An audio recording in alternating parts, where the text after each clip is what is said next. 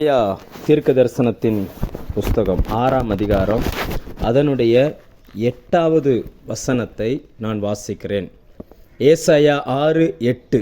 பின்பு யாரை நான் அனுப்புவேன், யார் நமது காரியமாய் போவான் என்று உரைக்கிற ஆண்டவருடைய சத்தத்தை கேட்டேன். கர்த்தருடைய ஆவியானவர் இந்த சத்தத்தின் மூலமாக நம்மோடு கூட பேசுவாராக. ஒரு தேவாலயத்தில் ஒரு ஜெபம் நடைபெறுகிறது. அந்த ஜெபத்தில் நிறைய மக்கள் வரல, ஒரே ஒரு நபர் கூடி இருந்து ஜெபித்ததாய் இந்த வேத பதிவு பண்ணப்படுகிறது. ஏசாயாவின் சொந்த அனுபவத்தை இங்கே குறிப்பிடுகிறார். நம்ம எல்லாருக்குமே தெரிந்த ஒரு வேத பகுதி இது. இயேசு கிறிஸ்துவினுடைய வருகையை குறித்தும், அதாவது முதலாம் வருகையை குறித்தும், அவர் என்ன செய்ய போகிறார் என்பதை குறித்தும் சொல்லப்பட்ட பகுதிகளில் இதுவும் ஒன்று. ஆனால் அதிலிருந்து நாம் சில காரியங்களை இன்றைக்கு நாம் தெரிந்து கொள்ளப் போகிறோம். நான் உங்களோடு கூட வைக்க விரும்புகிற சத்தம் என்னவென்றால், தேவன் பேசுகிற சத்தம் மனிதரில் யாருக்கு கேட்கும் என்கிற அந்த தலைப்பில் நான் உங்களோடு கூட பேச விரும்புகிறேன். இந்த ஏசாயா 6ஆம் அதிகாரம் இப்படி ஆரம்பிக்கிறது. உசியா ராஜா மரணம் அடைந்த வருஷத்தில் இப்படி ஆரம்பிக்கிறது. உங்கள் கையிலையும் என் கையிலையும் இருக்கிற பைபிள் போல இல்லை மூல பாஷையில். நம்ம கையில் இருக்கிறது உரைநடையில் எழுதப்பட்ட வேதாகமம்.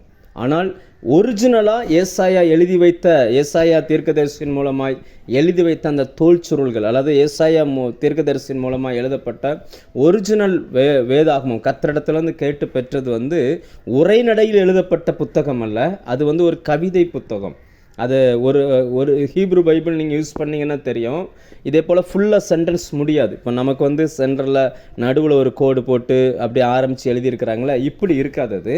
அது பார்த்தீங்கன்னு சொன்னால் ஒரு வருஷம் ஃபுல்லாக போச்சுன்னா அடுத்த வருஷம் கால் தான் இருக்கும், அடுத்தது இன்னும் கொஞ்சம் இருக்கும், இப்படி தான் இருக்கும். அதாவது என்னென்னா ஒன்றுக்கு ஒன்று தொடர்பு இல்லாதது போல கூட தெரியும். ஏன்னா ஒரு வார்த்தைக்கும் இன்னொரு வார்த்தைக்கும் தொடர்பு இல்லாதது போல கூட தெரியும். இதை நன்றாய் நீங்கள் புரிந்து கொள்ள வேண்டும். ஏன்னா சில வசனங்கள் நமக்கு ஏசாயா படிக்கும் பொழுது சில நேரங்களில் சில குழப்பங்கள் வந்துடும்.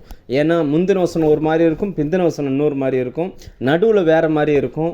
என்ன காரணம்னா அவர் ஒரு கவிஞர். அதாவது என்ன சொல்கிறதுனா, கற்பனை வளம் நிறைய அதை என்ன சொல்லுவாங்க, ஒரு சாதாரண ஒரு நபருக்கும் நல்ல எழுதுகிற கற்பனை வளம் உள்ள மனிதனுடைய வார்த்தைக்கும் நிறைய வித்தியாசங்கள் உண்டு. அப்படிப்பட்ட ஒரு மனிதன் இந்த ஏசாயா தீர்க்கதரிசி.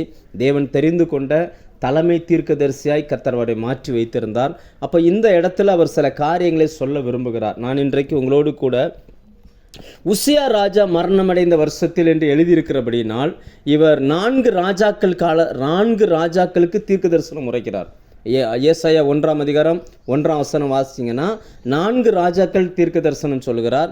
இந்த காலம், இப்போ நம்ம வாசிக்கிற இந்த வேத பகுதியின் காலம் என்பது ஏசாயா தீர்க்க தரிசனுடைய ஆரம்ப காலம். அந்த காலத்தில் அந்த முதல் ராஜாவாகிய உசியா ராஜா மரணம் அடைந்திருக்கிறார். அப்போ அவர் ஆலயத்தில் உட்காந்து ஒரு ஜெபம் பண்ணுகிறார். அப்படி தான் அது தொடங்குது. அப்போ நம்ம ஒரு வசனத்தை படிக்கும்போது அங்கே சில இந்த மாதிரிலாம் போட்டார்னா நீங்கள் அதில் நிறுத்தணும். அதில் நிறுத்தி வேறு ஏதோ ஒரு காரணம் அங்கே இருக்குது அப்படின்றத நீங்கள் ஆவியானவருடைய வெளிச்சத்தில் அவர்கிட்ட கேட்டு சில காரியங்களை நாம் தெரிந்து கொள்ள வேண்டும். இப்போ அந்த ராஜா, அது தாவீது ராஜாவுக்கு அடுத்தபடியாக இஸ்ரவேலை ஆண்ட, அதாவது எப்படி சொல்லுவாங்க அப்படின்னாச்சுன்னா, வேதாகம ஆசிரியர்கள் குறிப்பிடும் பொழுது தாவீது ராஜாவின் நாட்களுக்கு பிறகு, அல்லது என்ன சொல்கிறதுனா அந்த ஆண்ட காலங்களை எடுத்து பார்த்தா தாவீது ராஜாவை பார்க்கல அதிகமான காலங்கள் அவர் அரசாண்டார். இருந்தாலும் தாவீது ராஜாவின் நாட்களுக்கு பிறகு ஒரு செழிப்பான காலங்கள் எங்கே இருந்துச்சு அப்படின்னாச்சுன்னா, அது செழிப்பான காலம்னா ஆவிக்குரிய இதிலும் பொருளாதாரத்திலையும் செழிப்பான காலங்களாக இருந்தது இந்த உசியா ராஜாவினுடைய காலங்கள் தான். அதை மென்ஷன் பண்ணுறதுக்கு உசியா ராஜா அவர் எழுதியிருக்கிறார். எனவே அந்த ராஜாவின் அந்த காரியம் எதற்காக ஆண்டவர் இப்படி எழுதியிருக்கிறார் என்பதை குறித்து சில காரியங்களை நம்ம பார்த்துட்டு, அன்னைக்கு இருந்த ஜனங்களுடைய மனநிலை என்ன, அன்னைக்கு இருந்த ராஜாக்களின் மனநிலை என்ன, ஏன் ஆண்டவர் அவர்களையெல்லாம் புறக்கணிச்சுட்டு இந்த ஜெபிக்கிற மனுஷன்ட்ட தன்னுடைய பாரத்தை சொல்ல விரும்புகிறார். ஏன்னா தலைமைத்துவத்தில் இருக்கிற மனிதர்கள், அதுக்கு முன்னாடியெல்லாம் படிச்சிங்கன்னா நம்ம பைபிளை பார்ப்போம், நிறைய தலைமைத்துவத்தில் இருக்கிற மனிதர்களோடு கர்த்தர் பேசியிருக்கிறார். மனிதனுடைய அந்த எண்ணங்களும் தேவனுடைய அந்த எண்ணங்களும் எவ்வளவு தூரம் முரண்பாட்டதாய் அந்த காலத்தில் இருந்திருக்குது.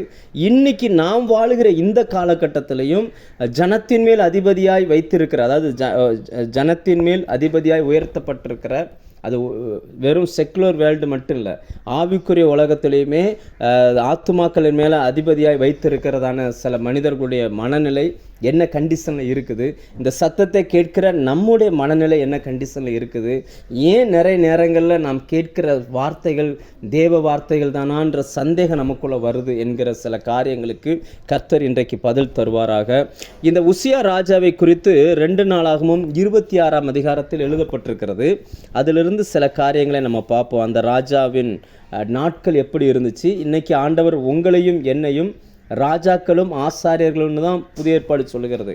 அப்படியானால் நமக்குடைய மனநிலை எப்படி இருக்கு என்பதை நாம் இதில் கொஞ்சம் சிந்தித்து பார்க்கணும். தேவனுடைய அந்த கூக்குரலின் சத்தம், அதாவது என்ன சொல்லுவாங்கன்னா அரைக்கூவல் அப்படின்னு சொல்லுவாங்க, யாரை நான் அனுப்புவேன். அவருடைய நம்பிக்கைக்கு உரியவர்களாய் அன்றைக்கு யாருமே இல்லை. அந்த பூமியை பார்க்கும் பொழுது தேவ ஜனங்கள் மத்தியில் அவருடைய நம்பிக்கைக்குரியவர்களாக ஒருத்தர் கூட இல்லை. ஏன் இல்லை? அன்றைக்கி இருந்த ராஜாக்கள்லாம் என்ன பண்ணாங்க என்பதை குறித்து நான் சில காரியங்களை நான் பார்க்க விரும்புகிறேன். அதற்கு முன்னாக 2 நாளாகவும் 26 28ஆம் வசனம் இப்படி பரிசுத்த ஆவியானவர் பதிவு பண்ணுகிறார். உசியாவின் ஆதியோடந்த நடபடியான மற்ற வர்த்தமானங்களை ஆமோத்சின் குமாரனாகிய ஏசாயா என்னும் தீர்க்கதரிசி எழுதினான். அவ்வளோதான், அதோடு முடிச்சிட்டார். ஆனால் எங்கே எழுதினார் அப்படின்றது வேதத்தில் எழுதப்படலை, அவருடைய வாழ்க்கை வரலாறு எழுதலை. ஆனால் இதில் தான் பதிவு பண்ணியிருக்காங்க. 2 நாளாகவும் 26ஆம் அதிகாரத்தில் அந்த ராஜாவினுடைய நாட்களை ஆண்டவர் பதிவு பண்ணி வைத்திருக்கிறார். நம்ம ஃபஸ்ட்டு இந்த ராஜாவின் நாட்களில் அவர்களுடைய ராஜாக்களின் மனநிலையும் ஆவிக்குரிய நிலைமையும் பார்த்துட்டு, அடுத்து தேவ ஜனங்களினுடைய மனநிலை எப்படி இருந்ததுன்னு பார்த்துட்டு, அதுக்கப்புறம் தேவன் தேடுகிற மனிதனுடைய மனநிலை எப்படி இருக்குன்றதை இன்றைக்கு நாம் பார்க்க போகிறோம். இந்த ராஜா எப்படி இருந்தார் அப்படின்னு பார்த்தீங்கன்னா, 4ஆம் வசனம் சொல்லுகிறது, தன் தகப்பனாகிய அமத்சியா செய்தபடியெல்லாம் கர்த்தரின் பார்வைக்கு செம்மையானதை செய்தான். அதாவது ஆரம்பம் ஆவியில், முடிவு மாம்சத்தில். கலாத்திய நிருபத்தில் அந்த அப்போஸ்தலனாகிய பவுல் மூலமாய் கர்த்தருடைய வார்த்தை சொல்லுவோம், புத்தி இல்லாத கலாத்தியரே அப்படிம்பார்.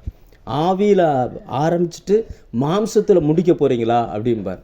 அப்படிப்பட்ட அந்த புதிய ஏற்பாட்டு ராஜாக்களாய் வாழ்ந்த தேவனுடைய அந்த பிள்ளைகளுடைய ஆரம்பம் ஆவியில், ஆனால் முடிவு மாம்சத்தில். அதை பிரதிபலிக்கிற ஒரு மனுஷனாய் இந்த மனுஷன் வாழ்ந்திருக்கிறான். அவனுடைய ஆரம்பம் எப்படி இருக்குது? 4ஆம் வசனம் சொல்லுகிறது, கர்த்தரின் பார்வைக்கு செம்மையானதை செய்து அப்படின்னு இருக்குது. இன்றைக்கி மனிதனின் பார்வைக்காக செய்கிற கூட்டங்கள் ஏராளம் உண்டு. மனிதனுக்கு முன்னாடி நம்ம ஏதாவது செய்யணும், மனிதனுக்கு முன்னாடி தன்னை நீதிமானாக காட்டணும், மனிதனுக்கு முன்னாடி தன்னுடைய தியாகங்களை வெளிப்படுத்தணும், மனிதனுக்கு முன்னாடி நான் ஒன்றை செய்ததை சொல்லி அந்த மனுஷன்ற ஒரு கணத்தை எதிர்பார்க்கணும்னு நினைக்கிற ஜனங்களுக்கு நடுவில் இந்த ராஜா 16 வயசில் ராஜாவாய் மாறுகிறான். கொஞ்சம் யோசிச்சு பாருங்கள், உங்கள் வீட்டில் யாராவது 16 வயசு வாலிப பையன் இருந்தானா அவனுடைய மனநிலை எப்படி இருக்குன்னு யோசிச்சு பாருங்கள். ஆனால் இங்கே 16 வயசில் அவனை ராஜாவாய் கர்த்தர் உயர்த்தி வைத்தார். அந்த வயசில் அவன் என்ன வேணாலும் செய்ய முடியும். இன்னும் சொல்லப்போனால் ராஜானா முழு அதிகாரம் அவன் கரத்தில் தான் இருக்குது, அவனால் என்ன வேணாலும் பண்ண முடியும். ஆனால் பரிசுத்த ஆவியானவர் பதிவு பண்ணுகிறார், கர்த்தரின் பார்வைக்கு செம்மையானதை செய்தான். மனுஷன் வெளிப்புறமாக பார்க்குறான், ஆனால் கர்த்தர் அந்தரங்கத்தை பார்க்கிறார். அந்தரங்கத்தில் இருக்கக்கூடிய நினைவுகளையும் எண்ணங்களையும் தோற்றங்களையும் வகையிருக்கிறார். அப்படிப்பட்ட அந்த தேவனுடைய கண்களுக்கு முன்பதாக செம்மையானவனாய் தெரிந்தவன் தான் இந்த ஊசியா ராஜா. அந்த ராஜாவினுடைய காலகட்டம் எப்படி இருந்துச்சு, ஏன் அப்படி இருந்தார்னா 5ஆம் வசனம் சொல்லுகிறது, தேவனுடைய தரிசனங்களில் புத்திமானா இருந்த சகரியாவின் நாட்களில் தேவனை தேட மனது இணங்கி இருந்தான். நல்ல ஊழியர்கள் ஒரு மிகப்பெரிய பிளஸ்ஸிங், அதை நன்றாய் புரிந்து கொள்ள வேண்டும். நீங்கள் இருக்கிற இடத்துல கர்த்தர் உங்களுக்கு நல்ல ஊழியக்காரங்களை ஆண்டவர் ஆயத்தம் பண்ணி வச்சிருக்கிறார் அப்படின்னாச்சுன்னா நீங்கள் ஆசீர்வதிக்கப்பட்டவங்கன்னு அர்த்தம். ஏன்னா இந்த வேதம் சும்மா சாதாரணமாக சொல்லலை. ஒரு பரிசுத்த வேதத்தில் ஒரு ஆளை குறித்து எழுதும் பொழுது சும்மா ஏதோ அப்படி எழுதி வைக்க மாட்டாங்க. அந்த வசனம் பாருங்கள், சகரியா என்கிற அந்த ஒரு தீர்க்கதரிசி எழுதும் பொழுது, தேவனுடைய தரிசனங்களில் புத்திமானாக இருந்த சகரியாவின் நாட்களிலே தேவனை தேட மனது இணங்கி இருந்தான். இன்னைக்கு வாலிப வயசில் தேவனை தேடுகிற பிள்ளைகள் எத்தனை பேர் உண்டு அப்படின்னு பார்த்தா கேள்விக்குறி தான். நிறைய பேருக்கு பார்த்தீங்கன்னு சொல்லிச்சுன்னா கர்த்தரை தேடணுன்ற எண்ணம் இல்லை. நிறைய பேர் அவங்களுடைய வயசுக்கும் வாலிபத்துக்கும் ஏற்ற காரியங்களில் ரொம்ப தீவிரமாக இருப்பாங்க. ஆனால் இந்த வாலிபன் அப்படிப்பட்டவன் அல்ல. அவனை நம்பி கர்த்தர் தன்னுடைய ஜனத்தையே ஒப்பு கொடுக்குற அளவுக்கு அவனுடைய இருதயம் பக்குவமாக இருந்துச்சு. அப்படிப்பட்ட இருதயம் உள்ள மனுஷன் என்னெல்லாம் செய்தான் அப்படின்னா, கர்த்தரை தேட மனது இணங்கி இருந்தான். அப்படி அவன் கர்த்தரை தேடின நாட்களில் தேவன் அவன் காரியங்களை எல்லாம் வாய்க்க செய்தார். இன்றைக்கி நம்முடைய வாழ்க்கையில், நம்முடைய குடும்பத்தில் சில காரியங்கள் இன்னும் வாய்க்காமலே இருக்குதா, இன்னும் சரியாக செயல்படாமலே, சரியாக மூவ் ஆகாமலே அப்படி மாதிரி இருக்குது அப்படின்னாச்சுன்னா, ஒன்று செய்யுங்க, கர்த்தரை தேடுங்க. வசனம் சொல்லுகிறது, கர்த்தரை கண்டடையத்தக்க சமயத்தில் அவரை தேடுங்கள். நீங்கள் அவரை தேடினால் அவர் உங்களுக்கு தென்படுவார். அவரை தேடினா காரியம் வாய்க்கும். நம்ம அது சும்மா கிடையாது. அதாவது சீட்டு மடியிலே போடப்படும், காரிய சித்தியோ தேவனால் வரும். இன்றைக்கி நிறைய ராஜாக்களுடைய காரியங்கள் வாய்க்காமலே போகிறது. நிறைய ஆசைப்படுறாங்க, நிறைய பிளான் பண்ணுறாங்க, என்னென்னவோ செய்கிறாங்க, தங்களுடைய யோசனையில் என்னென்னவோ பண்ணிக்கிறாங்க. ஆனால் கடைசியில் போய் ஃபெயிலியரில் போய் முடிஞ்சிருது. என்ன காரணம் அப்படின்னா, தேவனை தேடுகிற அந்த உணர்வு மனுஷனுக்குள்ளே குறைஞ்சிக்கிட்டே போகுது. ஆனால் இந்த உசியா ராஜாவை குறித்து வேதம் சொல்லுகிறது, அவன் கர்த்தரின் பார்வைக்கு செம்மையானதை செய்தான். அவனை பார்க்கும்போதே செம்மையானவனாக பார்க்குறார். அவனை தேவனை தேடுவதற்கு மனது இணங்கி இருந்தானா, மனசளவில் அவன் விருப்பப்பட்டான், மனதார கர்த்தரை தேடுகிற காரியங்களில் செய்தான். நிறைய நபர்களில் பார்த்திங்கன்னா மனசார கர்த்தரை தேடுகிறவர்கள் இன்றைக்கி ரொம்ப குறைவு. அப்படி அவன் தேடின நாட்களில் அவனுடைய காரியங்களை கர்த்தர் வாக்கிய பண்ணியிருந்தார். அடுத்ததாக 7ஆம் வசனத்தின் பின்பகுதியில் படிச்சிங்க அப்படின்னா, தேவன் அவனுக்கு துணை நின்றார். இது நான் எதுக்காக இதை சொல்கிறேன்னா, ஆவியில் ஆரம்பிக்கிற மனுஷர்களுடைய செயல்பாடுகள். தேவன் அவன் கூட நின்னார், துணையாக நின்னார் அவனுடைய எல்லா காரியங்களிலும். அதாவது ஒரு ராஜா தன்னுடைய தேசத்தை விரிவுபடுத்துவதற்கு தன் படைப்பலத்தையோ, தன்னுடைய மந்திரிகளின் படைப்பலத்தையோ, தன்னுடைய ஆயுதங்களையோ அவன் நம்பலை. கர்த்தர் துணையாய் நின்றார். தேவன் ஒரு மனுஷனோடு கூட நின்றார். அவனுடைய எல்லைகளை கர்த்தர் விரிவடைய செய்வார். நீங்கள் இன்றைக்கி இருக்கிற இடங்களில் ஒரு ஆளாக கூட இருக்கலாம், தனி ஒரு குடும்பமாக நான் இருக்கிறேன் அப்படின்னு கூட நீங்கள் இருக்கலாம். உங்களை சுற்றி இருக்கிற யாருமே உங்களுக்கு அறிமுகமானவர்களோ அல்லது உங்களுக்கு தெரிந்தவர்களோ அல்லது நம் நாட்டை சேராதவர்களோ கூட இருக்கலாம். பிரச்சனையே இல்லை. கர்த்தர் உங்கள் கூட நின்னார்னா அவர் உங்களுக்கு துணையாக நிற்பார். நீங்கள் இருக்க பெருகுவீங்க. உங்களுடைய எல்லைகளை கர்த்தர் விரிவடைய செய்வார். இந்த நாட்களில் தேவனை துணையாய் கொண்டிருக்கிறவன் பாக்கியவான். கர்த்தர் உங்களுக்கு துணையாய் நிற்பாராக. ஆண்டவர் உங்களை துணையாக இருந்து உங்கள் காரியங்களை வாய்க்க பண்ணுவாராக. 8ஆம் வசனத்தின் பின்பகுதி சொல்லுகிறது, அவன் மிகவும் பலன் கொண்டான். கர்த்தர் ஒரு மனுஷனோடு துணையாக நின்னா. இந்த வார்த்தைகளுக்கெல்லாமே ஒன்றுக்கொன்று தொடர்பு இருக்குது. அதாவது கர்த்தரின் பார்வைக்கு செம்மையாக இருக்கிறவன் தேவனை தேட மனது இணங்கியிருப்பான். அப்படி அவன் தேவனை தேடினால் அவனுடைய காரியங்களை எல்லாம் கர்த்தர் வாய்க்க பண்ணுவார். அவன் காரியங்களுக்கு தேவன் துணையாய் நிற்பார். அவன் பலம் கொண்டவனாய் இருப்பான். வர வர பலத்தான். அவன் மிகவும் பலம் கொண்டான் வசனம் சொல்லுகிறது. சாதாரணமாய் அல்ல, மிகவும் பலம் கொண்டான். ஏன்னா இப்போ நம்ம உசியா ராஜாவை குறித்து பிரசங்கம் பண்ணலை, நான் உங்களுக்கு ஏசாயாவை குறித்து பேச விரும்புகிறேன். ஆனாலும் அந்த உசியாவை அங்கே குறிப்பிட்டிருக்கிறதுனால சொல்லுகிறேன். அப்போ இப்படி பலமாய் வாழ்ந்த அந்த ராஜா, அவனுடைய ஆட்சிக்கு கீழே இருந்த அந்த ஜனங்கள் நல்ல பழுக ஆரம்பித்தார்கள், பெருக ஆரம்பித்தார்கள். பொதுவாக தலைவன் தேவனை தேடுகிறவனாக இருந்தால் அந்த தேசம் செழிக்கும். இப்போ அந்த தேசம் செழிக்க ஆரம்பிக்கிறது. அதனுடைய முடிவை குறித்து வேதம் பதிவு பண்ணுகிறது. அதே 16ஆம் வசனம் சொல்லுகிறது, அவன் பலப்பட்ட போது தனக்கு கேடு உண்டாகும் மட்டும் அவனுடைய மனம் மேட்டிமையாயிடுச்சு. சில நேரங்களில் தேவன் தருகிற பிளஸ்ஸிங்கே நம்மளை சிந்தனையை மாற்றிடுது. அவன் பலம் கொண்டான். பலம் கொண்டதோடு அவனுடைய அதுக்கு நிறைய காரியங்கள் எழுதப்பட்டிருக்கிறது. ஆனால் அதுக்கப்புறம் அவனுடைய மனம் மேட்டிமை வந்துருச்சு, பெருமை வந்துருச்சு. அவனுடைய எண்ணங்கள், அவங்க செய்ததெல்லாம் சக்ஸஸ் ஆன உடனே அந்த சக்ஸஸ் ஆனதுனால அவன் தேவனை தேடுகிற அந்த காரியங்களில் குறைய ஆரம்பித்தான். தான் செய்கிறது எல்லாமே சரின்னு நினைக்க ஆரம்பித்தான். அதனால் அவனுக்குள்ள மனம் மேட்டிமை ஆயிடுச்சு. ஒன்றை புரிஞ்சுக்கிடணும், எப்பவும் போல இப்பவும் அல்ல. தேவனுடைய சமூகத்தில் நம்ம இருக்கிற வரைக்கும் நம்ம காரியம் ஜெயமாக இருக்கும். தேவனை விட்டு நம்ம தூரமாயிட்டோம், நம்ம தொட்டதெல்லாம் நடக்குது, சொன்னதெல்லாம் நடக்குது அப்படின்னு சொல்லி தேவனை விட்டு விலகிட்டோம்னா அந்த செயலுக்கு பேர் தான் மனமேட்டிமை அப்படின்றது. விழுதலுக்கு முன்னானது மனமேட்டிமை. அவனுக்குள்ள அந்த மேட்டிமை வர ஆரம்பித்தது. 19ஆம் வசனம், அதில் அந்த மேட்டிமை எந்த அளவுக்கு வந்துச்சு அப்படின்னாச்சுன்னா, அந்த நாட்களில் ராஜாவுக்குன்னு ஒரு வேலை, ஆசாரியனுக்குன்னு ஒரு வேலை இருந்துச்சு. தான் செய்ய வேண்டிய வேலையை விட்டுட்டு அந்த ஆசாரியன் செய்கிற வேலையை இவன் போய் செய்யணும்னு நினச்சி தூப கலசத்தை பிடிக்க ஆரம்பித்தான். அவனுடைய ஆரம்ப நாட்களில் ஒரு ஊழியக்காரரை குறித்து மேன்மை எழுதி வைத்த பரிசுத்த ஆவியானவர் அவனுடைய இறுதி நாட்களில் அந்த தூப கலசத்தை பிடித்த உடனே ஆசாரியர்கள் அவனோடு கோபம் கொள்கிறார்கள். இது உமக்கு உகந்த வேலை இல்லைன்னு சொல்லி. இவன் பார்த்தீங்கன்னா அந்த வசனம் பாருங்க, 19ஆம் வசனத்தின் நடுப்பகுதியில் தூப கலசத்தை தன் கையிலே பிடித்து ஆசாரியரோடே கோபமாய் பேசுகிற போது, ஊழியர்களை கனம் பண்ணி ஆலயத்துக்கு போன மனுஷன் இப்போ ஊழியர்களை எதிர்க்க ஆரம்பிக்கிறான். நான் அடிக்கடி சில இடங்களில் நான் சொல்கிறது உண்டு. கர்த்தருடைய ஊழியக்காரங்க, தேவனால் அபிஷேகம் பண்ணப்பட்ட தேவ மனிதர்கள், உங்களுக்குன்னு கர்த்தர் சிலரை நியமித்து வைத்திருப்பார். சில ஆலயங்களில் சிலன்னு சொல்லி அவர்கள் எந்த காரணம் கொண்டும் அவங்க மனசு வேதனைப்படுற விதமாக நம்ம நடக்கக்கூடாது. ஏனென்றால் எபிரேயர் 13ஆம் அதிகாரம் நமக்கு அதை சொல்லுகிறது. உங்களை நடத்துகிறவர்கள் உங்கள் ஆத்துமாக்களுக்காய் உத்தரவாதம் சொல்லுகிறவர்களாய் விழித்திருக்கிறபடியினால், 17ஆவது வசனம், அவர்கள் துக்கத்தோடு அப்படி செய்தால் அது உங்களுக்கு நன்மையாக இருக்காது அப்படின்னு சொல்லி. அப்போ அவங்கள ஃபாலோ பண்ணுறதுல கூட 7ஆம் வசனம் சொல்லும், உங்களை நடத்துகிறவர்களுடைய நல்ல நடக்கைகளை நீங்கள் பார்த்து அப்படின்றவர். அப்படின்னா நல்ல நடக்கையும் இருக்குது, கெட்ட நடக்கையும் இருக்குதுன்னு அர்த்தம்.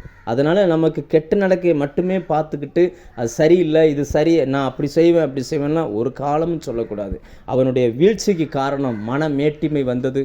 நான் தான் பெரிய ஆளுன்ற அந்த எண்ணம் வந்துச்சு. ஊழியர்களை கடினமாக எதிர்க்க ஆரம்பித்தான், கடினமாக பேச ஆரம்பித்தான். பேசிக்கொண்டு இருக்கும் பொழுதே அவனுக்குள்ள குஷ்டரோகம் வர ஆரம்பித்தது.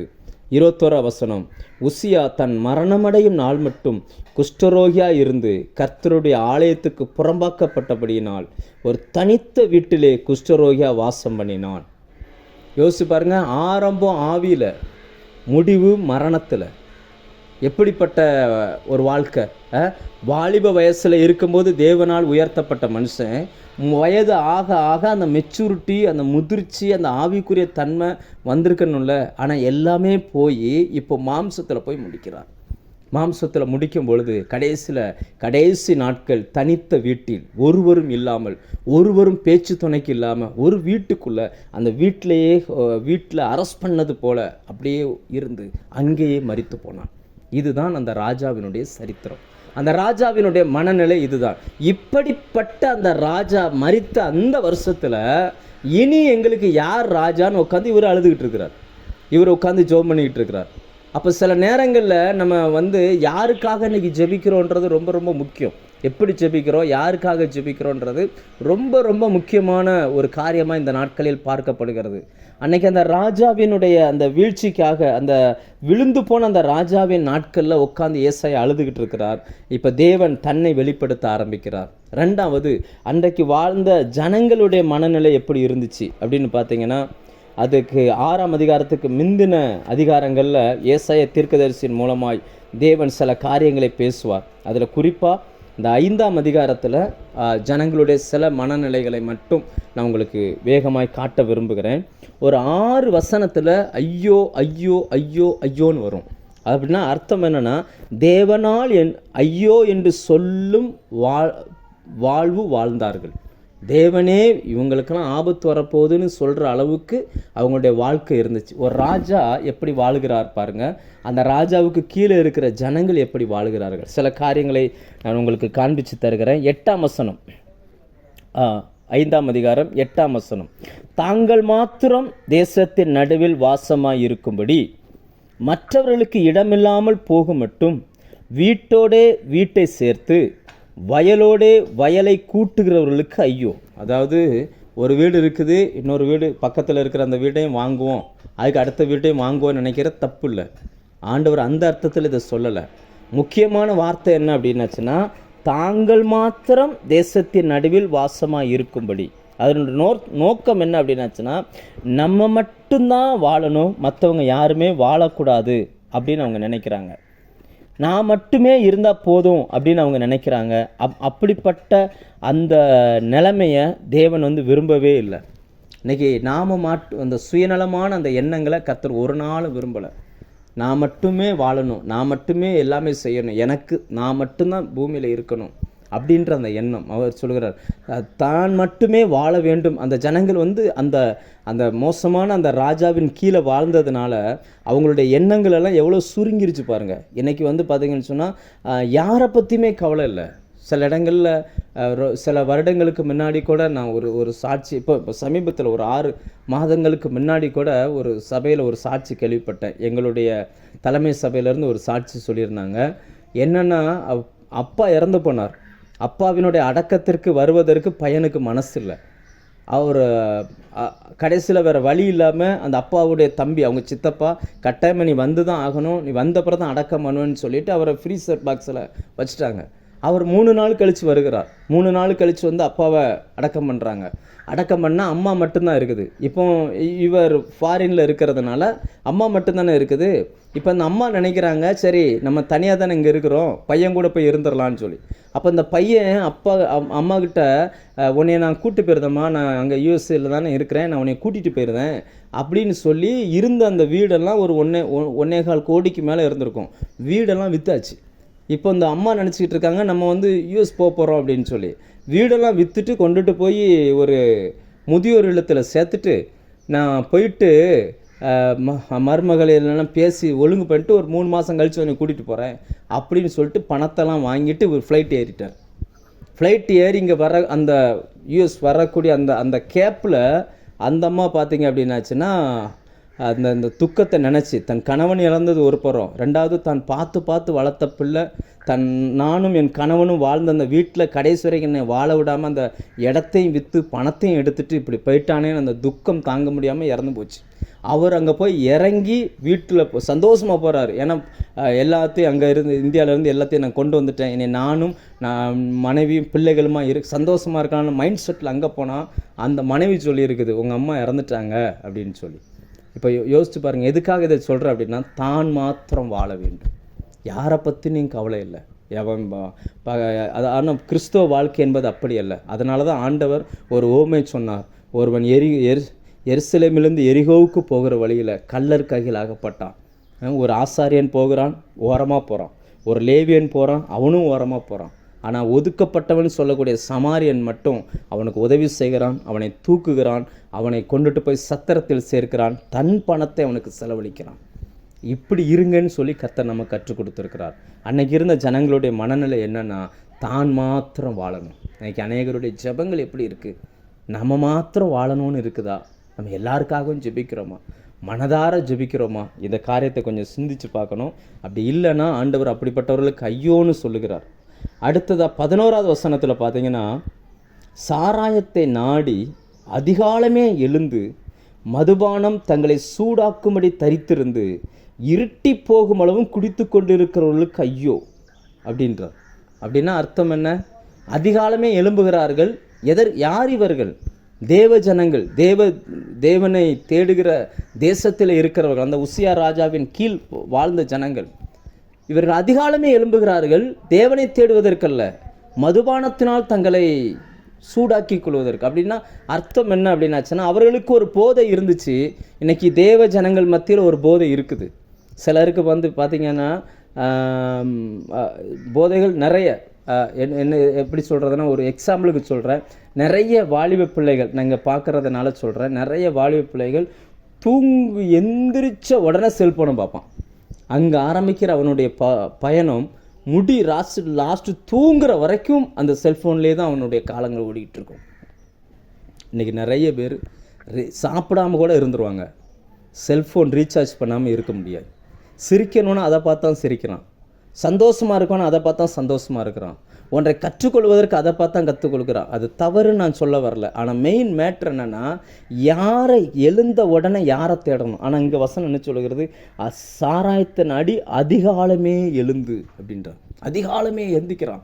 ஆனால் எதற்காக எந்திக்கிறான்? தவறான நோக்கம், தவறான பழக்கம், தவறான விருப்பம், தவறான எண்ணங்கள். இப்படிப்பட்ட ஒரு ஜனங்கள் பெருகியிருந்த அந்த காலகட்டம் அது. அதில் கீழே அடுத்த அதிகாரத்தில் பின்பகுதியில் சொல்கிறார், கர்த்தருடைய கிரியையை நோக்குகிறதும் இல்லை, அவர் கரத்தின் செய்கையை சிந்திக்கிறதும் இல்லை. அப்படின்னு சொல்லிட்டு என் 13ஆம் வசனம், என் ஜனங்கள் அறிவில்லாமையினால் சிறைப்பட்டு போகிறார்கள். இவன் காலையில் எந்திரிக்கிறவன் தேவனை குறித்து அந்த சிந்தனையே இல்லை பாருங்கள். எந்திரிச்சு ஒரு ஆண்டவருக்கு ஒரு தேங்க்ஸ் சொல்லணும்னு கூட கிடையாது.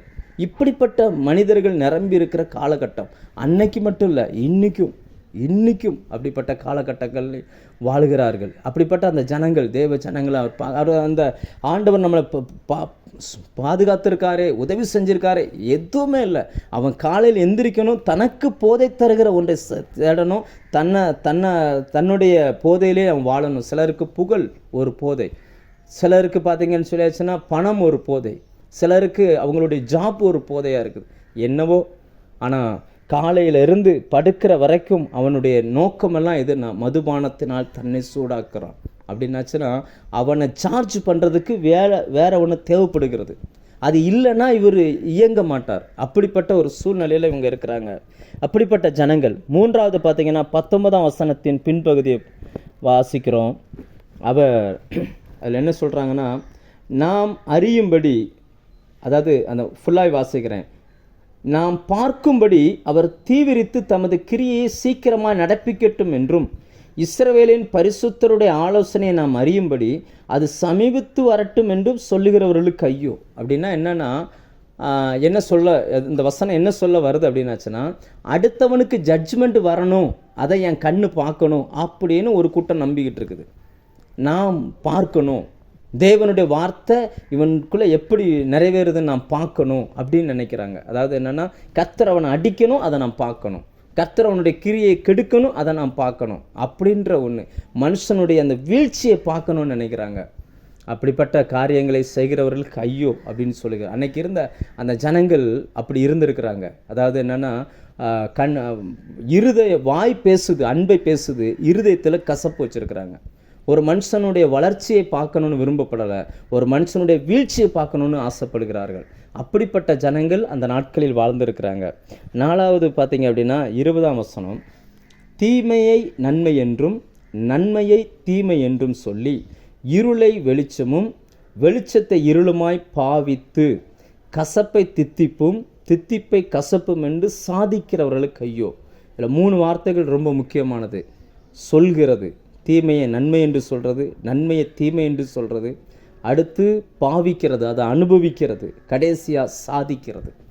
இன்றைக்கி பார்த்தீங்கன்னு சொன்னால், கர்த்தருடைய வார்த்தையை ஒரு மனிதனிடத்தில் சொல்ல முடியலை.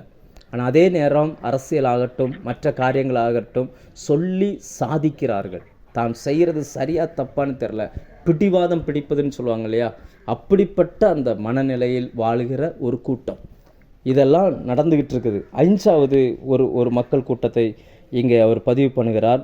5வது 15வது வசனத்தில், இந்த 23வது வசனத்தில், பரிதானத்திற்காக குற்றவாளியை நீதிமானாய் தீர்த்து நீதிமானின் நியாயத்தை அவனுக்கு விரோதமாய் புரட்டுகிறவர்களுக்கு ஐயோ அப்படின்றார்.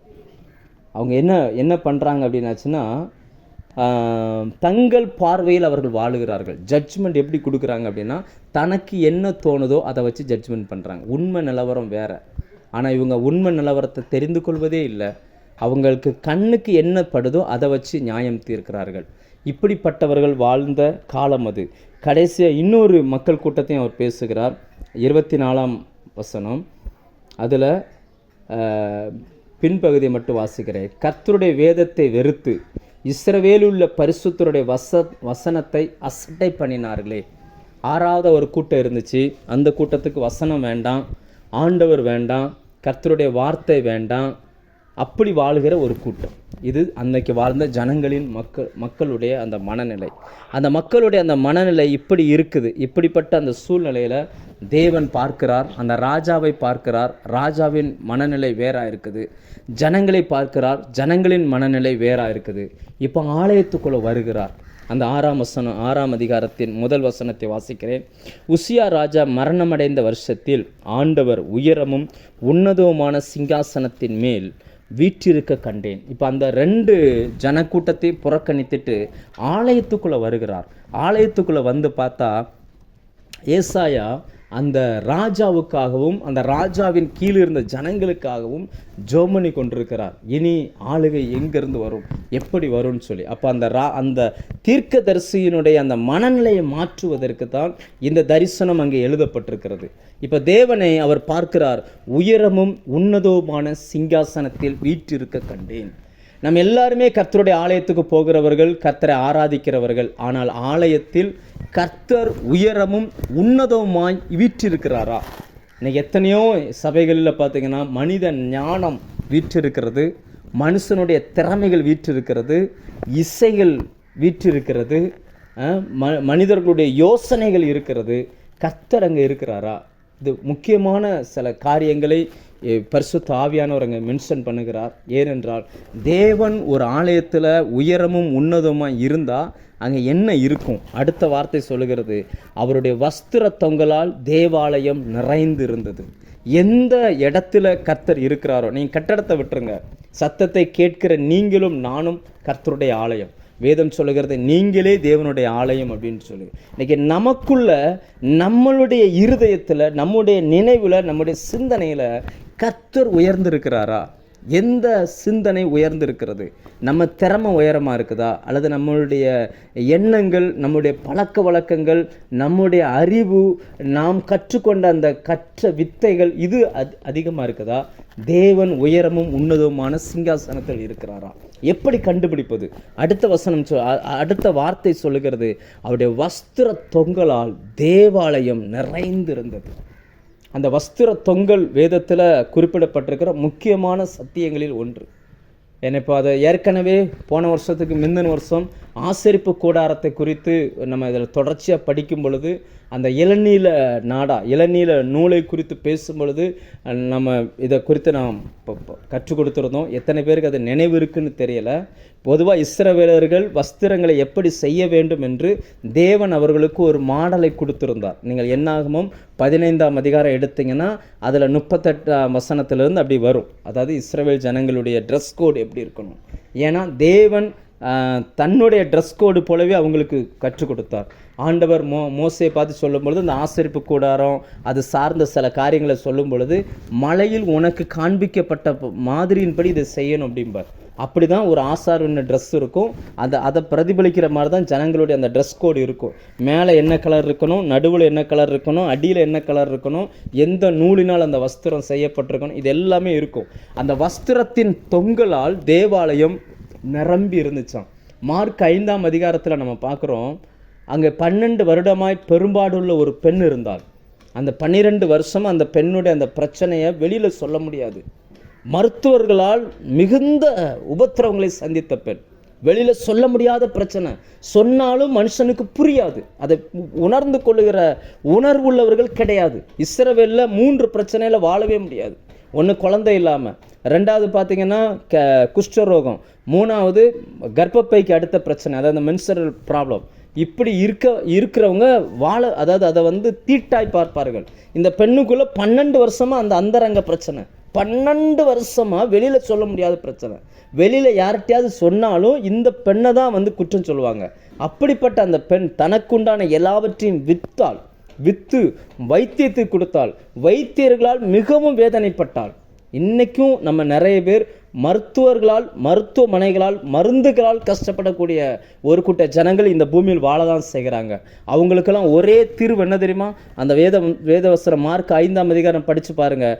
அங்கே எழுதப்பட்டிருக்கும், அவள் ஒரு தீர்மானம் எடுக்கிறாள், நான் இயேசுவினுடைய வஸ்திரத்தின் ஓரத்தை ஆகிலும் தொட்டால் சொஸ்தமாவேன் அப்படின்னு சொல்லுகிறாள். தேவனுடைய வஸ்திர தொங்கலை தொட்ட மாத்திரத்தில் அவள் சொஸ்தமானாள். வேதம் அதை தெளிவாய் சொல்லுவதற்கு இருக்கும். நீங்கள் மார்க் 5ஆம் அதிகாரமும் லூக்கா 8ஆம் அதிகாரத்தையும் 2ஐயும் ஒன்றா இணைச்சி படித்து பாருங்கள். அவள் தொட்ட மாத்திரத்தில் இயேசு நின்றுவார். ஏனென்றால் தன்னிடத்திலிருந்து வல்லமை புறப்பட்டதை அவர் தமக்குள் உணர்ந்தார் என்று எழுதப்பட்டிருக்கும். அந்த வார்த்தையை நான் வாசிக்கிறேன். மார்க் 5ஆம் அதிகாரத்தில் என்னை தொட்டது யார்? 30ஆம் வசனம். உடனே இயேசு தம்மிலிருந்து வல்லமை புறப்பட்டதை தமக்குள் அறிந்து ஜனக்கூட்டத்துக்குள்ளே திரும்பி என் வஸ்திரங்களை தொட்டது யார் என்று கேட்டார். அப்படின்னா அர்த்தம் என்னன்னா, அவருடைய வஸ்திரத்தின் தொங்கலால் தேவாலயம் நிரம்பி இருந்துச்சுன்னா அந்த வஸ்திரத்தின் தொங்கலில் என்ன இருக்குன்னா கர்த்தருடைய வார்த்தை எழுதப்பட்டிருக்கும். அந்த பெண் அந்த வஸ்திரத்தின் ஓரத்தை தொட்ட மாத்திரத்தில் அவள் சொஸ்தமானாள். அந்த வஸ்திரத்தை தொட்ட உடனே தன்னிலிருந்து வல்லமை புறப்பட்டதை இயேசு உணர்ந்தார். இன்னைக்கு கர்த்தருடைய ஆலயமாக நாம் இருந்தோம்னா வஸ்திரத்தின் ஓரமாகிய கர்த்தருடைய அந்த வார்த்தை நமக்குள்ளே நிரம்பி இருக்கணும். நம்ம தொட்டவன் சொஸ்தமாகணும். இன்னும் சொல்லப்போனால் நம்ம யார் மேலே கை வைக்கமோ அவன் சுகமாகி இருக்கணும். நம்ம வியாதியோடு பிரச்சனைகளோடு போராட்டத்தோடு வருகிறவன் நம்ம இடத்துல வந்து பேசிட்டு போனானா அவன் சுகமாய் தான் வெளியில் போகணும். இதை அடையாளப்படுத்த தான் ஆண்டவர் அங்கே காட்டுகிறார். தேவன் ஆளுகை செய்கிறவராக இருக்கிறார். அவருடைய வார்த்தை ஆளுகை செய்கிற இடத்துல இருக்குது. அந்த வார்த்தை தான் ஜனங்களுக்கு தேவையான எல்லாவற்றையும் கொடுக்கிறதா இருக்குது. இதை ஏசாயா தீர்க்கதரிசிக்கு கர்த்தர் வெளிப்படுத்த ஆரம்பித்தார். இன்றைக்கு நாம் கர்த்தருடைய ஆலயமாக இருக்கிறோம். நமக்குள்ளே தேவனுடைய வார்த்தை இப்படி இருக்கிறதா? நம்மகிட்ட பேசினதுக்கப்புறம் ஒரு மனுஷன் சந்தோஷமாக திரும்பி போகணும். அழுதுகிட்ட துக்கத்தோடு போக வேண்டிய அவசியம் இல்லை. அவருடைய வஸ்திர தொங்கலால் தேவாலயம் நிரம்பி இருந்தது. அடுத்ததா வசனம் சொல்லுகிறது, சேராபியன்கள் அவருக்கு மேலாக நின்றார்கள். அவர்கள் ஒவ்வொருவனுக்கும் அவ்வாறு செட்டைகள் இருந்தன. அவனவன் 2 செட்டைகளால் தன் முகத்தை மூடி, 2 சட்டைகளால் தன் கால்களை மூடி, 2 சட்டைகளால் பறந்து ஒருவரை ஒருவர் நோக்கி, சேனைகளின் கர்த்தர் பரிசுத்தர் பரிசுத்தர் பரிசுத்தர், பூமி அனைத்தும் அவருடைய மகிமையினால் நிறைந்திருக்கிறது என்று கூப்பிட்டு சொன்னார்கள். நம்ம கர்த்தருடைய ஆலயமாக இருக்கிறோம் அப்படின்னாச்சுன்னா நமக்குள்ள கர்த்தர் மகிமைப்படுத்தப்பட வேண்டும். எப்படின்னா அவர் பரிசுத்தர் என்கிற அந்த அறிவு, அந்த சப்தம் நம்முடைய வாழ்க்கையிலிருந்து வெளிப்பட்டாக வேண்டும். அந்த தேவாலயத்திலேருந்து அந்த சத்தம் வெளிப்பட்டுச்சான், பரிசுத்தர் பரிசுத்தர். இதிலே நிறைய பேருக்கு டவுட் இருக்குது, எது பரிசுத்தம் அப்படிங்கிறது ரொம்ப பேருக்கு டவுட்டு. நிறைய பேர் நாம் நினைக்கிறது பரிசுத்தம் இல்லை. நிறைய பேருடைய பரிசுத்தன்றது என்ன அப்படின்னாச்சுன்னா வஸ்திரமும் ஜுவல்ஸு. அதாவது நான் மறுபடியும் சொல்கிறேன், அது தவறுன்ற கண்ணோட்டத்தில் நான் சொல்லலை, அது அவங்களுடைய பிரதிஷ்டை. ஆனால் அதே நேரம் தேவன் எதிர்பார்க்கிற பரிசுத்தம் என்ன நம்ம கொஞ்சம் யோசித்து பார்ப்போம். எது பரிசுத்தம்? வேதத்தின் படி பார்த்தால் எதை கர்த்தர் பரிசுத்தம்னு சொல்லுகிறார் அப்படின்னு பார்த்தா, தேவன் எதை பரிசுத்தம் வேதத்தில் பார்த்தா முதல்ல எதை பரிசுத்தமாக்கினார்னு வசனம் சொல்லுகிறது. ஆதியாகமம் 2ஆம் அதிகாரத்தில் 7ஆம் நாளில் ஓய்ந்திருந்து, மனுஷனோடு கர்த்தர் ஓய்ந்திருந்தபடியினால அந்த நாளை ஆசீர்வதித்து அதை பரிசுத்தமாக்கினார். அப்படின்னா எல்லா 7ஆம் நாளும் பரிசுத்த நாள்னு எடுத்துக்கலாமா அப்படின்னா அப்படி கிடையாது. இது கர்த்தருக்கென்று பிரித்து எடுக்கப்படுகிறபடியினால், இது தேவனுக்குன்னு பிரித்து எடுக்கிறதுனால அது பரிசுத்தமாகுது. நாம் நம்முடைய வாழ்க்கையில் நான் கர்த்தருக்குன்னு எதை நீங்கள் பிரித்து எடுக்கிறீர்கள், கர்த்தருக்குன்னு எதை நீங்கள் தீர்மானம் பண்ணுகிறீர்கள். இப்போ இந்த நேரம் நான் உங்களுக்கு பிரசங்கிக்கிற இந்த நேரம் இது பரிசுத்தமான நேரமாய் நான் பிரித்து வைக்கிறேன். நான் இது தேவனுக்காக நான் அந்த நேரத்தை ஒதுக்குறேன், தேவனுக்காக அதை நான் செலவழிக்கிறேன் அப்படின்ற அந்த மேலான எண்ணத்தில் இந்த நேரத்தை ஒதுக்கிறதுனால அவருடைய பார்வையில் இந்த நேரம் பரிசுத்தமான நேரமாய் பார்க்கப்படுகிறது. இன்றைக்கி கர்த்தருக்குன்னு நம்ம எதை ஒதுக்குறோம், கர்த்தருக்குன்னு நம்ம எதெல்லாம் நம்ம ரெடி பண்ணுறோமோ அது பரிசுத்தம். நீங்கள் யோசிச்சு பாருங்கள், சிலர் இந்த மாம்சத்தின் கிரியையை விடுகிறதையே பரிசுத்தம்னு பேசிக்கிட்டு இருக்கிறாங்க. அது இல்லை. சிலர் என்ன சொல்கிறது அப்படின்னாச்சுன்னா, நம்ம கர்த்தருக்குன்னு என்ன பண்ணுறோம், ஆண்டவருக்குன்னு, அதாவது அந்த மனுஷனோடு ஓய்ந்திருக்கும்படி அவர் அதை செய்தாராம். மனுஷனோடு ஓய்ந்திருக்கும்படி அந்த நாளை அவர் ஆசீர்வதித்து அதை பரிசுத்தமாக மாற்றினார். அப்போ தேவனுக்காக இந்த நாட்களில் நாம் செய்திருப்பது என்ன? நாம் ஒதுக்கி இருக்கிற அந்த நேரம் இது கர்த்தருக்காக ஒதுக்கி இருக்கிறோம். யோசிச்சு பாருங்கள், நம்ம ஜெப நேரம் கர்த்தருக்காக ஒதுக்கி இருக்கிறோமா, இல்லை எனக்காக ஒதுக்கி இருக்கிறேன்னா? நான் உங்களுக்காய் பிரசங்கிக்கிறேன், எனக்காக அல்ல, நான் கர்த்தருக்காய் பிரசங்கிக்கிறேன். ஏன் தெரியுமா? நான் எங்கே என்னை பிரசங்கத்துக்கு கூப்பிட்டாலும் சரி ரேட் பேசுனதே கிடையாது. எனக்கு இவ்வளவு வேணும், இப்படி பண்ணணும், அப்படி எதுவுமே பேசுனதே கிடையாது. வருடக்கணக்காய் கர்த்தருடைய வார்த்தை பேச சொன்னாலும் நான் உற்சாகமாக பேசுகிறேன். காரணம் என்னென்னா, இது நான் கர்த்தருக்காக நான் செய்கிறேன், கர்த்தருக்காக. இன்றைக்கி நீங்களும் நானும் ஏன் பரிசுத்தமாக வாழணும், கணவனுக்கு ஏன் உண்மையாக இருக்கணும்னா கணவனுக்காக இல்லை, கர்த்தருக்காக. கர்த்தர் இணைத்த கணவனுக்காக கர்த்தரின் நிமித்தம் உண்மையாக இருக்கணும். கர்த்தர் இணைத்த மனைவிக்காக கர்த்தரின் நிமித்தம் உண்மையாக இருக்கணும். கணவன் மனைவியும் யாருக்கு பரிசுத்தம் என்றால் கர்த்தருக்கு பரிசுத்தம். கணவனும் மனைவியும் யாருக்காக உண்மையாக வாழ்கிறார்கள் என்றால் கண்ணால் பார்க்கிற மனைவிக்காகவோ கணவனுக்காகவோ இல்லை, கர்த்தருக்காக அப்படின்னு சொல்லி ஒதுக்கிட்டாங்கன்னா அது பரிசுத்தம். அதை தேவன் பரிசுத்தமாகவே பார்க்கிறார். அப்போ சேனைகளின் கர்த்தர் பரிசுத்தர் என்கிற அந்த சத்தம் நம்ம வாழ்க்கையில் வெளிப்படணும். நம்ம வாழ்க்கையில் அது வெளிப்படணும், நமக்குள்ளே வெளிப்படணும். அன்னைக்கு ஏசாயா தீர்க்கதரிசி அந்த 5ஆம் அதிகாரத்தில் நிறைய ஜனங்களை பார்க்கிறார். ஒவ்வொருத்தரையா தீர்க்க தரிசனம் சொல்லிக்கிட்டே வருகிறார். ராஜாவை பார்க்குறார், ராஜா இப்படி இருக்கிறார், சரி ராஜா தான் இப்படி இருக்காருன்னா ஜனங்கள் ஜோம் பண்ண அந்த ராஜாவை மாற்றிடலாம்ல அப்படின்னு ஜனங்களை பார்க்குறார். அப்படியே சொல்லிகிட்டே வருகிறார். இப்போ தேவன் ஒரு காரியத்தை ஏசாயாவுக்கு வெளிப்படுத்துவதற்காக இந்த தரிசனத்தை கொடுக்க ஆரம்பிக்கிறார். ஃபஸ்ட்டு பார்க்குறார், தேவன் உயர்ந்திருக்கிறார் ஆலயத்தில், அவருடைய வஸ்திர தொங்கலால் நிரம்பி இருக்குது. அடுத்து அவருடைய பரிசுத்தம், கர்த்தருக்கென்று வேறு பிரிக்கப்பட்ட காரியங்கள் அவருக்கு மேலாய், அந்த வசனம் சொல்லுகிறது, தேவனுக்கு மேலாய் சேராபீன்கள் நின்றுச்சான். தேவ சமூகத்திலேயே நிற்கிற பரிசுத்தமான அவைகள் கூட தங்கள் கண்களால் அவரை பார்க்க முடியாது. அப்படிப்பட்டவர் நமக்குள்ளே வாசம் பண்ணுகிறார் என்றால் நாம் எப்படி எவ்வளவு காரியங்களை டெடிகேஷனாக வேறு பிரிக்கப்பட்ட ஒரு வாழ்க்கை வாழணும். இந்த நாட்களில் அப்படிப்பட்ட அந்த எண்ணமே இல்லை. கர்த்தருக்குன்னு நேரத்தை ஒதுக்கும், கர்த்தருடைய வார்த்தை அறிவதற்குன்னு நேரத்தை ஒதுக்குங்க. கர்த்தரை அறிகிற அறிவின் மேன்மைக்காக சில காரியங்களை விட வேண்டியதெல்லாம் விட்டுருங்க. கர்த்தரை விட பெருசு கிடையாது. நான் நிறைய பேருடைய ஜெப நேரம் எங்கே மிஸ் ஆகுது தெரியுமா? அவங்க ஜெபத்துக்குன்னு நேரம் ஒதுக்குறாங்க, ஆனால் கர்த்தருக்குன்னு ஒதுக்குறது கிடையாது. ரெண்டுலேயும் வித்தியாசம் இருக்கிறது. நிறைய நேரங்களில் நமக்குன்னு ஜெபிக்கிறோம், என் குடும்பத்துக்காக, என் மனைவிக்காக, என் பிள்ளைக்காக, என் வேலைக்காகன்னு ஜெபிக்கிறோமே தவிர கர்த்தருக்குன்னு நம்ம நேரம் ஒதுக்கிறது கிடையாது. நான் கர்த்தருக்குள்ளே வளரணும், கர்த்தருடைய வேதத்தில் வளரணும், கர்த்தருக்கு விருப்பமில்லாத காரியங்களை நான் விட்டுறணும் அப்படின்ற அந்த எண்ணத்துக்குள்ளே அவங்க வர்றதே கிடையாது. அப்படி நீங்கள் ஒதுக்குற நேரம் தான் தேவனுடைய பார்வையில் பரிசுத்தமான நேரம். அடுத்ததாக அந்த வசனம் சொல்லுகிறது, அதை பார்த்த மாத்திரத்தில் அந்த வசனம் சொல்லுகிறது பாருங்கள், நான் வாசிக்கிறேன். 4ஆம் வசனம், கூப்பிடுகிறவனுடைய சத்தத்தால் வாசலின் நிலைகள் அசைந்தது, ஆலயம் புகையினால் நிரம்பினது. ஆலயம் புகை, பழைய ஏற்பாட்டில் புகைன்னு சொல்கிறது ஜபத்தை குறிக்குது. இப்போ தேவனுடைய அந்த பரிசுத்தத்தை அவங்களுடைய கண்களால் ஏசாயா பார்க்க ஆரம்பிக்கிறார். அந்த ஆலயம் அப்படியே புகையினால் நிரம்புது. நீங்கள் வெளிப்படுத்தல் 5:8 அல்லது 8:3 இதை வாசித்து பாருங்கள்.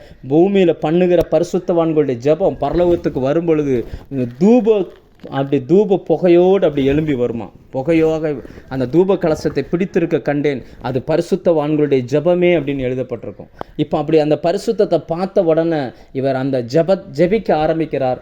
இதுவரைக்கும் மனிதனை குற்றம் பார்த்தவர், இதுவரைக்கும் மனுஷன் பேசுனது தப்பு, ராஜா சரியில்லை, ஜனங்கள் சரியில்லை, காலமே எந்திரிக்கிறவன் போதைக்கு எந்திரிக்கிறான், அப்படியெல்லாம் பேசிக்கிட்டு வந்தவர் இப்போ அடுத்த 5ஆம் வசனத்தில் சொல்கிறார், அப்பொழுது நான் ஐயோ அதமானேன், நான் அசுத்த உதடுகளுள்ள மனுஷன், அசுத்த உதடுகளுள்ள ஜனங்கள் நடுவில் வாசமாக இருக்கிறவன், சேனைகளின் கர்த்தராகிய ராஜாவை என் கண்கள் கண்டதே என்றேன் அப்படின்றார். அப்படின்னா அர்த்தம் என்னென்னா, இதுவரைக்கும் வெளியில் இருக்கிறவங்கள குற்றம் பார்த்துக்கிட்டே வந்தார். என்னைக்கு தேவனுடைய அந்த பரிசுத்தம், தேவனுடைய மகிமை, தேவனுடைய வார்த்தை, தேவனுடைய சிங்காசனம், தேவனோடு இணைந்து ஜெபிக்கிற அந்த பரிசுத்த ஜெபம்னு பார்த்தாரோ, அந்த மனுஷன் ஒரு நாளும் வெளியில் பார்க்க மாட்டான், தன்னை பார்க்க ஆரம்பிக்கிறார். தன்னை பார்த்துட்டு 2 காரியம் சொல்லுகிறார். 1, அசுத்த உதடுள்ள மனுஷன் அப்படின்றார். அந்த வார்த்தையை கவனிங்க, நான் அசுத்த உதடுள்ள மனுஷன் அப்படின்றார். மற்றவனை சொல்கிறதுக்கு முன்னாடி தன்னை பார்க்கிறார். இன்னைக்கு உள்ளுக்குள்ளே உடைக்கப்படுகிற அந்த வாழ்க்கை தாங்க கிறிஸ்தவ வாழ்க்கை. நமக்குள்ள விரும்பாத தேவனை பார்த்து இன்னும் நான் தேவனுக்குள்ளே எங்கெல்லாம் வளரலை, இன்னும் தேவனுக்குள்ளே எந்தெந்த பகுதிகளில் நான் சரியாகலைன்னு சொல்லி தன்னை தேவ பிரசனத்தில் வச்சு பார்த்து உடைக்கப்படுகிற அந்த வாழ்க்கையை தேவன் விரும்புகிறார். அதனால் அந்த ஏசாயா சொல்கிறார், நான் அசுத்த உதடுள்ள மனுஷன். அடுத்து தான் சொல்லுகிறார், அசுத்த உதடுள்ள ஜனங்கள் நடுவில் வாசமாக இருக்கிறவன் அப்படின்னு சொல்லிட்டு அதுக்கடுத்து சொல்லுகிறார், தேவனை என்னுடைய கண்கள் கண்டதே அப்படின்னு சொல்லுகிறார். இன்றைக்கி நாம் தவறான நபராக இருக்கலாம், நம்மை சுற்றி இருக்கிற ஜனங்கள் தவறான நபர்களாக கூட இருக்கலாம். ஆனால் நம்முடைய ஆலயத்தில் கர்த்தர் உயரமும் உன்னதமான சிங்காசனத்தில் வீற்றிருக்கிறத ஒரு மனுஷன் பார்த்துட்டானா அவருக்கு முன்பதாக தன்னை அவன் தாழ்த்த ஆரம்பிக்கிறான், உள்ளுக்குள்ளே நொறுங்க ஆரம்பிக்கிறான். கர்த்தருக்கு ஏற்கும் பழிகள் நொறுங்குண்ட ஆவிதான். நறுங்குண்டதுமான இருதயத்தை கர்த்தர் புறக்கணிக்க மாட்டார். இன்னைக்கு தேவ சமூகத்தில் நாம் ஒவ்வொரு நாளும் உடைக்கப்படுகிறோம். ஒவ்வொரு நாளும் நாம் வாழ்நாள் முழுக்க கர்த்தருடைய சமூகத்தில் அவரை பார்த்து பார்த்து பார்த்து நாம் உடைக்கப்படுகிறோம். அவருக்கு விருப்பமில்லாத நிறைய பகுதிகள் நமக்குள்ளே இருக்குது, எல்லாம் உடைக்கப்படுகிறோம். இப்போ அந்த ஏசாயாவுக்குள்ளே ஒரு காரியம் புரிஞ்சிருச்சு, நானே அசுத்த உதடுள்ள மனுஷன், நான் எப்படி ஜனங்கள் மத்தியில் இருக்கிறேன், அப்படின்றத அவர் புரிகிறார். தானும் ஒரு தவறானவன் என்பதை பார்க்கிறார். தவறான ஜனங்களுக்கு மத்தியில் நான் இருக்கிறேன் என்பதை அவர் சரியாய் அடையாளம் கண்டு கொண்டதின் விளைவு அடுத்த வசனம் 6ஆம் வசனம். அப்பொழுது சேராபீன்களில் ஒருவன் பலிபீடத்திலிருந்து தன் கையில் பிடித்த கொரடால் ஒரு நெருப்பு தழலை எடுத்து என்னிடத்தில் பறந்து வந்து அதனால் என் வாயை தொட்டு, இதோ இது உன் உதடுகளை தொட்டதினால் உன் அக்கிரமம் நீங்கி உன் பாவம் நிவர்த்தியானது என்றான். அப்படின்னா அர்த்தம் என்னன்னா, தன்னை தான் உணர்கிற மனுஷன், தன்னை தான் உணர்ந்து தேவனிடத்தில் வருகிற மனுஷனுக்கு மட்டும்தான் பலிபீடத்தின் நெருப்பாகிய கர்த்தருடைய வசனம் வாயை தொட்டு அவனுடைய பாவத்தை நிவர்த்தி ஆக்குகிறது. அந்த வசனத்தை அவன் உட்கொள்ள அந்த நெருப்பு அவனை தொட்ட மாத்திரத்தில் அந்த வசனம் சொல்லுகிறத மறுபடியும் வாசிக்கிறேன். சேராபீன்களில் ஒருவன் பலிபீடத்திலிருந்து தன் கையிலே பிடித்த கொரட்டால் ஒரு நெருப்பு தணலை எடுத்து என்னிடத்தில் பறந்து வந்து அதனால் என் வாயை தொட்டு, இதோ இது உன் உதடுகளை தொட்டதினால் உன் அக்கிரமம் நீங்கி உன் பாவம் நிவர்த்தியானது. பைபிள் ஃபுல்லாக படித்து பாருங்கள். பழைய ஏற்பாடில் உன் பாவம் நிவர்த்தியானதுன்ற வசனம் வருகிற ஒரே இடம் இங்கே மட்டும்தான். இதுக்கு முன்னாடி எங்கே வரும் தெரியுமா? லேவியராகமத்தில் வரும். அப்போ என்னென்னா, இந்த பலி செலுத்தினால் பாவம் நிவர்த்தியாகும், பாவம் நிவர்த்தியாகும்படி செலுத்த வேண்டிய பலி இப்படி தான் வந்துக்கிட்டே இருக்கும். ஆனால் ஒரு மனிதனுடைய பாவம் நிவர்த்தியானது என்கிற அந்த வார்த்தை பழைய ஏற்பாட்டில் எங்கே வருது அப்படின்னா, ஏசாயாவினுடைய வாழ்க்கையில் மட்டும்தான் வருகிறது. அப்படின்னா அதுக்கு அப்புறம்தான் தேவன் தன்னுடைய மன விருப்பத்தை சொல்ல ஆரம்பிக்கிறார். தனக்கு என்ன வேணும், உன்கிட்டருந்து நான் என்ன எதிர்பார்க்கிறேன் அப்படின்றத அதுக்கு அப்புறம் தான் சொல்ல ஆரம்பிக்கிறார். இன்னைக்கு நமக்கு நம்முடைய நாவு, நம்முடைய உதடுகள் தேவனுடைய பலிபீடத்து அக்கினியினால் தொடப்பட்ட உதடுகளாக இருக்க வேண்டும். அப்படி இருக்கிற பட்சத்தில் தான் பாவம் நிவர்த்தி ஆகும். ஏன்னா சொற்களின் மிகுதியில் பாவம் இல்லாமல் போகாதுன்னு ஆண்டவருடைய வார்த்தை சொல்லுகிறது. ஆனால் இந்த உதடுகள், தாவீது சங்கீதங்களை ஜெபிக்கிறார். சங்கீதம் 149 என் உதடுக்கு காவல் வையும், என் நாவுகள் என் உதடுகளின் வாயை காத்து கொள்ளும், என் நாவுக்கு காவல் வையுன்றார். இந்த உதடுகளை எவ்வளவுக்கு எவ்வளோ பாதுகாத்துக்கிறோமோ அவ்வளவுக்கு அவ்வளோ நல்லது. ஆனால் இங்கே பார்த்தீங்கன்னா அந்த நெருப்பை கொண்டு வந்து அதை தொட்டானாம், தொட்ட மாத்திரத்தில் அது பரிசுத்தமாய் மாறி போகிறது. அது அக்கிரமம் நீக்கப்பட்டது. வாயினால் பேசின அந்த வார்த்தைகள், பேசின அந்த எதிர்மறையான எண்ணங்கள் எல்லாம் கர்த்தருடைய வார்த்தை தொட்ட மாத்திரத்தில் அக்கிரமம் நீங்கி பரிசுத்தமாய் மாறிடுச்சு. அந்த வசனம் சொல்லுகிற பாவம் நிவர்த்தியானது. அதுக்கு அப்புறம்தான் 8வது வசனம் சொல்லுகிறது, யாரை நான் அனுப்புவேன், யார் நமது காரியமாய் போவார். இன்னைக்கு ஆண்டவருடைய அந்த கதறலின் சத்தம் நிறைய நபர்களுக்குள்ளே கேட்கவே இல்லை. யாருக்கு கேட்கும் தெரியுமா? எந்த ஒரு மனுஷன் பலிபீடத்து அக்கினியினால் தன் நாவு தொடப்பட்டதை உணர்கிறானோ, எந்த ஒரு மனுஷன் கர்த்தர் தான் உயரமும் உன்னதமான சிங்காசனத்தில் இருக்கிறார் என்பதை காண்கிறானோ, எந்த மனுஷனுடைய ஆலயம் கர்த்தருடைய வஸ்திர தொங்கலால் நிறைந்திருக்கிறதோ, எந்த மனுஷனுடைய ஆலயத்துக்குள்ளிருந்து பரிசுத்தமானவர், அவர் பரிசுத்தர் பரிசுத்தர் பரிசுத்தர் என்கிற அந்த உணர்வு, நான் தேவனால் பிரித்தெடுக்கப்பட்டவன், என் ஜெப நேரம் பிரித்தெடுக்கப்பட்டது, என் வேத வாசிப்பு பிரித்தெடுக்கப்பட்டது, நான் இந்த பூமியில் வாழ்ந்தாலும் பரலோக குடிமகன், அந்த மனநிலை அந்த மனுஷனுக்குள்ளே வருதோ, அவனுடைய நாவை அந்த பலிபீடத்து கொரடினால் அந்த நெருப்பை கொண்டு வந்து தொட்டு பாவம் அக்கிரமம் நிவர்த்தியானது போல எந்த மனுஷனுடைய வாழ்க்கையை கர்த்தர் மாற்றி இருக்கிறாரோ அவனுக்குள்ளே தான் கர்த்தர் இந்த வார்த்தையை வைக்க விரும்புகிறார். அவனுக்குள்ளே தான் கேட்குது, யாரை நான் அனுப்புவேன். ஏன்னா ஜனங்களுடைய பாவம் பெரிது. அவருடைய வருகைக்கு முன்பதாக அநேக நரகத்துக்கு போய்கிட்டு இருக்கிறாங்க. அவர்களை மீட்டெடுப்பதற்கு நான் யாரை அனுப்புவேன்? யார் நம்முடைய காரியமாய் போவார்? தேவனுக்கு ஒரு காரியம் உண்டு, தேவனுக்கு ஒரு திட்டம் உண்டு, தேவனுக்கு ஒரு தரிசனம் உண்டு, தேவன் இந்த பூமியில் செய்வதற்கு ஒரு காரியம் உண்டு. அவருக்காக போவதற்கு ஆட்கள் தேவை, அவர் பட்சத்தில் நிற்பதற்கு ஆட்கள் தேவை. அவர் தேடுகிறார், யாரை நான் அனுப்புவேன், யார் எனக்காக போவாங்க, யார் எனக்காக கிரியை செய்வாங்க.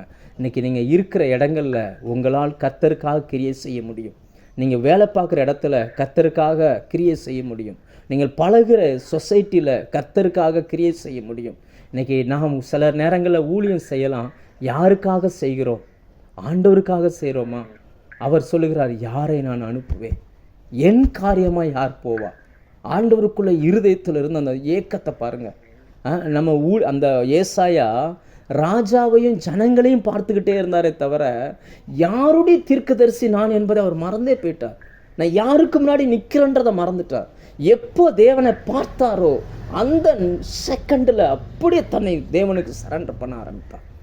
இன்றைக்கி நம்ம நிறைய நேரங்களில் ஆளுகிறவர்களை பார்க்குறோம், ஜனங்களை பார்க்குறோம், ஊழியக்காரங்களை பார்க்குறோம், அப்படி இப்படி இப்படி நிறைய பார்க்குறோம். ஆனால் நம்மை ரட்சித்தவர், நம்மை சுத்திகரித்தவர், நம்மை அழைத்தவர், அவருக்கு ஒரு காரியம் உண்டு. அவருடைய காரியத்தை செய்வதற்கு நம்மை தேடுகிறார் என்கிற அந்த உணர்வு நம்மில் எத்தனை பேருக்கு எத்தனை நேரம் அழுத்தி கொண்டிருக்கிறது. ஆண்டவருடைய இருதயம் பாருங்க, அவர் தன்னை வெளிப்படுத்தும் பொழுது இப்படி சொல்லுகிறார், யாரை நான் அனுப்புவேன்? யார் நம்முடைய காரியமாய் போவான்? நமக்காக போகிறவன் யார்? நான் அனுப்பப்பட்டவன், தேவனுடைய நாமத்தில் அனுப்பப்பட்டவன். நீங்களும் நானும் இந்த பூமிக்கு அனுப்பப்பட்டவர்கள். ஒரு மிஷனோட ஒரு வேலையை செய்து முடிக்கும்படி தாயின் கருவில் உருவாகும் முன்னமே நமக்குள்ள அந்த திட்டத்தை வச்சு இந்த பூமிக்கு அனுப்பியிருக்கிறார். எபேசியர் 1:4 அப்படித்தான் சொல்லுகிறது. தமக்கு முன் அன்பில் பரிசுத்தம் உள்ளவர்களும் குற்றம் இல்லாதவர்களுமாய் வாழ்வதற்கு, அதாவது பிழையில்லாமல் வாழ்வதற்கு உலக தோற்றத்துக்கு முன் நாம் தெரிந்து கொள்ளப்பட்டவர்கள். இன்னும் ஒரே ஒரு விஷயத்தை மட்டும் சொல்லி முடிச்சிருந்தேன் ஒரு 2 நிமிஷத்தில். இந்த 5 நபர்களை பற்றி சொன்னாங்க இல்லையா, அதை நீங்கள் கவனமாக படித்து பார்த்தீங்கன்னா அவர் அத்தனை பேரும் மெஜாரிட்டி. 8ஆம் வசனத்தின் பின்பகுதி, 5:8 பின்பகுதி, வயலை கூட்டுகிறவர்கள் பன்மையில் சொல்லப்பட்டிருக்கிறது. 11ஆம் வசனத்தின் பின்பகுதி, குடித்து கொண்டே இருக்கிறவர்களுக்கு பன்மையில் சொல்லப்பட்டிருக்கிறது. எல்லாம் அடுத்து 19ஆம் வசனத்தின் பின்பகுதி, சொல்லுகிறவர்களுக்கு, அதுவும் பன்மையில் சொல்லப்பட்டிருக்கிறது. 20ஆம் வசனத்தின் பின்பகுதி, சாதிக்கிறவர்களுக்கு, அதுவும் பன்மையில் சொல்லப்பட்டிருக்கிறது. அடுத்து 23ஆம் வசனத்தின் பின்பகுதி, விரோதமாக புரட்டுகிறவர்களுக்கு, எல்லாமே பன்மையில் சொல்லப்பட்டிருக்கிறது. திரளான கூட்டங்கள் தேவனை விட்டு எங்கெங்கேயோ போய்கிட்டு இருக்கிறாங்க. இங்கே ஒரு மனுஷன் தனித்து நிற்கிறான், தேவாலயத்தில் தனித்து நிற்கிறான். அந்த தேவாலயத்தில் ஏசாயாவும் கர்த்தர் மட்டும்தான் நிற்கிறாங்க. இப்போ கர்த்தரை தனித்து வந்து அவன் சந்தித்ததுனால தான் அவன் தன்னை தேவனுக்கு ஒப்பு கொடுக்க முடிஞ்சிச்சு. இன்றைக்கி கார்ப்பரேட் ப்ரேயர் நிறைய நடக்குது.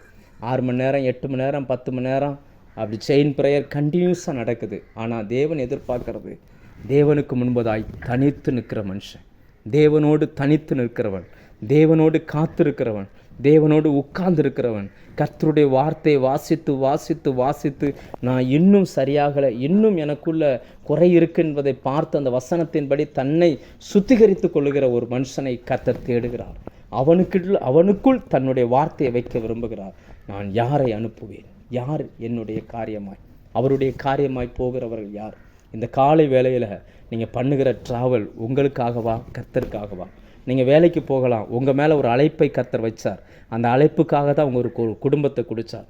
அந்த அழைப்புக்காக தான் உங்களுக்கு ஒரு பிள்ளையை கொடுத்தார். அந்த அழைப்புக்காக தான் உங்களுக்கு ஒரு வேலை. அந்த அழைப்புக்காக தான் உங்களுக்கு ஒரு உயர்வு. யோசிச்சு பாருங்கள், உங்களை விட நல்ல படித்தவங்க, திறமைசாலிகளாம் எங்கெங்கேயோ இருக்கும் பொழுது கர்த்தர் உங்களை உயர்த்தி வைத்தது நோக்கம் என்ன? அவருக்காக. இந்த நாளில் நீங்கள் என்ன செய்ய போகிறீர்கள்? யாரை நான் அனுப்புவேன்? யார் நமது காரியமாய் போவார்?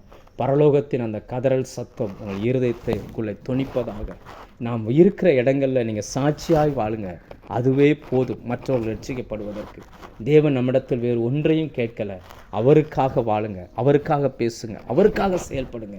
எதை செய்தாலும் கர்த்தருக்கென்று முழு இருதயத்தோடு எந்த விதமான காம்ப்ரமைஸ் இல்லாமல் நீங்கள் கர்த்தருக்கென்று செய்யுங்க. கர்த்தர் உங்களை ஆசீர்வதிப்பார். இந்த நாள் உங்களுக்கு வெற்றியின் நாளாய், ஆசீர்வாதத்தின் நாளாய் முடியும்.